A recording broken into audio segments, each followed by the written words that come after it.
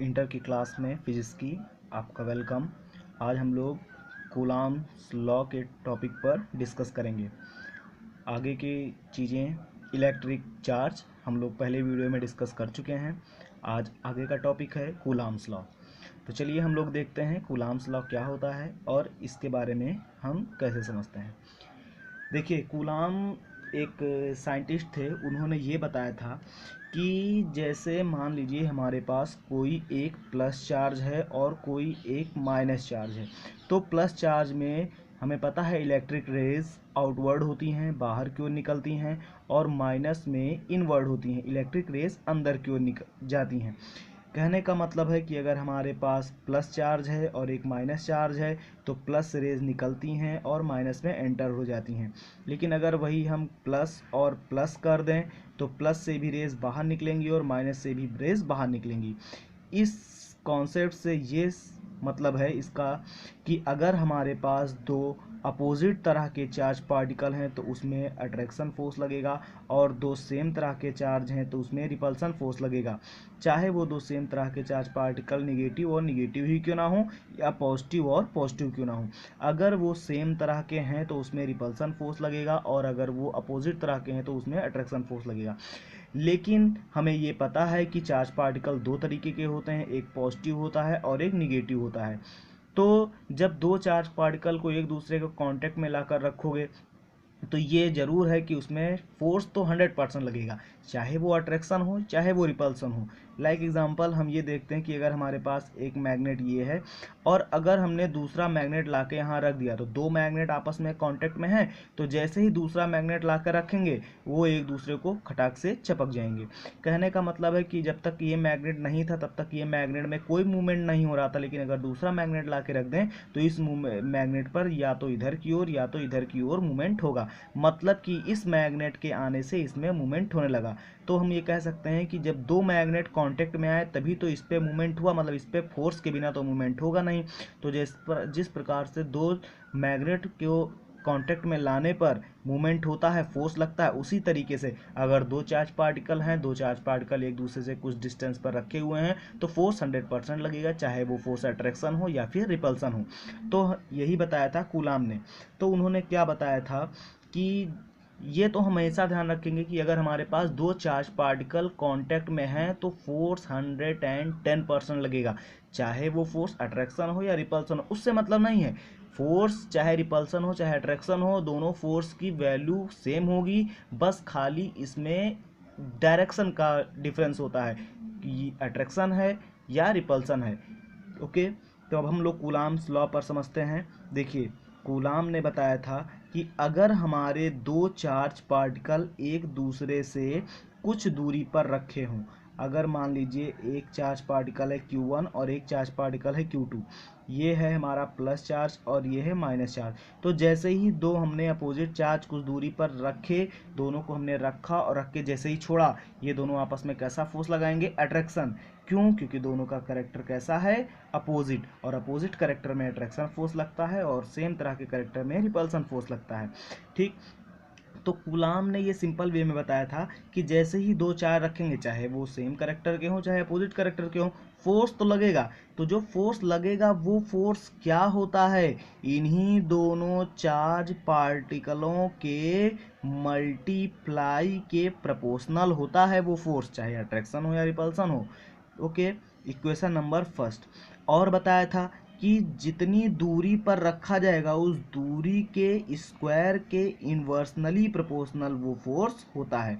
तो हम ये समझ सकते हैं क्वेश्चन नंबर 2 कि देखिए दो चार्ज पार्टिकल हैं, दोनों एक दूसरे से कुछ डिस्टेंस पर प्लेस्ड हैं, तो हमें जो फोर्स है वो इसमें देखिए फिगर में कितनी क्वांटिटी दी गई है? Q1 Q2 दिया गया है और R दिया गया है। तो तीन चीज़ें दी गई हैं फिगर में, तो जो फोर्स लगेगा वो इन तीनों चीज़ों पर डिपेंड करेगा। तो वो फोर्स चार्ज पर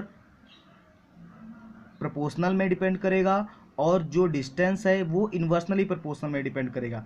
चलिए हम एक बात ये भी डिस्कस करते हैं कि अगर कोई दो चीज़ें, जैसे ये मान लीजिए फोर्स है और ये Q1 Q2 है, दोनों आमने सामने लिखे हैं, तो इस साइन को हम लोग प्रोपोर्शनल मतलब अनुक्रमानुपाती का साइन पढ़ेंगे। लेकिन अगर कोई चीज़ एक यहाँ लिखी है और सामने आने पर वो बटे में लिखी है, तो एक चीज़ तो यहाँ सिंपल है और दूसरी चीज़ देखिए बटे में लिखी है, अपॉन में लिखी है। तो जब ऊपर नीचे लिखी होती है तो हम इसी साइन को इन्वर्सनली प्रोपोर्शनल मतलब व्युत्क्रमानुपाती का चिन्ह पढ़ते हैं। क्लियर। तो हम देखते हैं कि न्यूटन के अकॉर्डिंग, न्यूटन ने कहा था अगर दो चार्ज रख देंगे कुछ दूरी पर तो इनके बीच लगेगा फोर्स, और वो फोर्स किसके प्रोपोर्शनल होता है, इन्हीं दोनों चार्ज के मल्टीप्लाई के मतलब गुणनफल के अनुक्रमानुपाती, और इनके बीच की दूरी के वर्ग के व्युत्क्रमानुपाती होता है। क्लियर। अब देखिए, अब यहीं से हम करते हैं from equation first and second, from equation first and second, समीकरण 1 व 2 से दोनों इक्वेशनों को अगर हम साथ लिखें तो F proportional Q1 Q2 upon R square लिख सकते हैं एक साथ। दोनों इक्वेशनों को अगर एक साथ हम लिखें तो अब यहाँ पे हम इस प्रोपोर्शनल का साइन हटाएंगे तो F इज इक्वल टू लिखेंगे यहाँ पर 1/4 पाई एप्सिलॉन नॉट K और Q1 Q2 upon R square. ये है कूलाम का नियम, जहाँ पर वेयर 1/4 पाई एप्सिलॉन नॉट ये होता है कांस्टेंट वैल्यू, जिसकी होती है value 9 × 10⁹ newton into metre square upon coulomb square. अगर हम यहाँ इन दोनों चार्ज पार्टिकल के बीच में देखिए एयर भरी है ना, हवा भरी है, तो एयर के लिए के की वैल्यू की हमेशा के की वैल्यू होती है 1। क्लियर। यहाँ पर अब हम सारी चीज़ों को समझते हैं। एफ को सब लोग जानते हैं, फोर्स होता है, बल होता है, 1/4 पाई ये सारी चीज़ें कांस्टेंट होती हैं। एप्सिलॉन नॉट की बात आई तो एप्सिलॉन नॉट क्या होता है, हम यहाँ पर देखते हैं कि हमारे पास अगर एप्सिलॉन नॉट लिखा हुआ है तो एप्सिलॉन नॉट को हम लोग कहते हैं हिंदी में निर्वात की विद्युतशीलता। इंग्लिश में इसको कहते हैं हम लोग परमिटिविटी। इंग्लिश में क्या कहते हैं, परमिटिविटी। ओके, ये हमारा है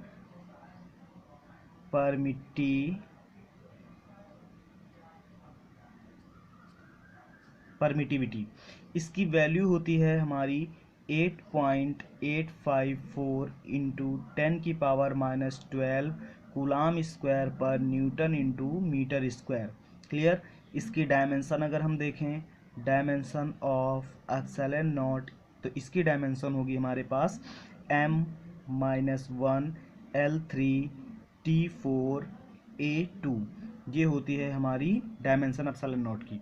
तो हम यहाँ पर देख चुके हैं फोर्स है हमारा, एप्सिलॉन नॉट को कहते हैं निर्वात की विद्युतशीलता मतलब परमिटिविटी। इसकी वैल्यू दी गई है 8.854 × 10⁻⁻12 कूलाम स्क्वायर पर न्यूटन इंटू मीटर स्क्वायर। इसकी डायमेंशन ये दी गई है। डायमेंशन आपको फर्स्ट ईयर में निकालना बताया गया है, लेकिन अगर आप लोगों को नहीं आता है तो हम किसी भी दिन किसी टॉपिक पर इस डायमेंशन को निकालना भी बताएंगे। अब Q1 और Q2 पता है चार्ज पार्टिकल होते हैं, R दोनों के बीच की डिस्टेंस है, लेकिन ये K जो है उस K को हम लोग कहते हैं किसी पदार्थ का परावैद्युतांक। क्या कहते हैं, पदार्थ का परावैद्युतांक। यह हमारा किसी पदार्थ का परावैद्युतांक मतलब कि डाइलेक्ट्रिक कांस्टेंट। ये मेटल्स के लिए, धातुओं के लिए के की वैल्यू होती है, धातु के लिए, मेटल के लिए इसकी वैल्यू क्या होती है, के की वैल्यू इनफाइनाइट होती है। क्लियर।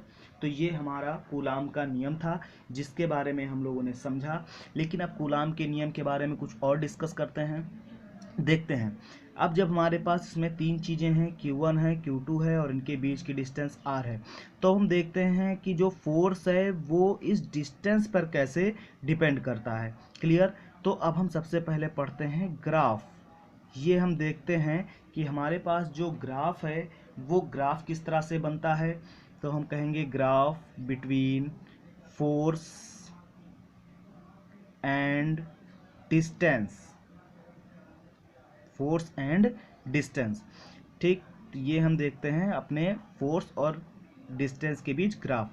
अब देखिए अब हमारे पास फॉर्मूला है F is equal to 1/4 pi epsilon naught Q1 Q2 upon R square. तो देखिए F और R दोनों ऊपर नीचे है ना, तो हम इसको इस तरह से लिख सकते हैं F इन्वर्सनली प्रोपोर्शनल 1/R स्क्वायर।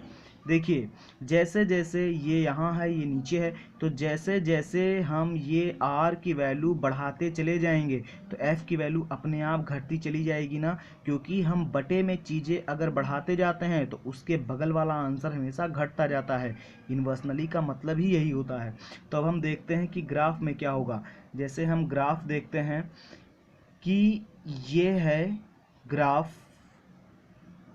इसको कहते हैं एक्स एक्सिस और ये है वाई एक्सिस।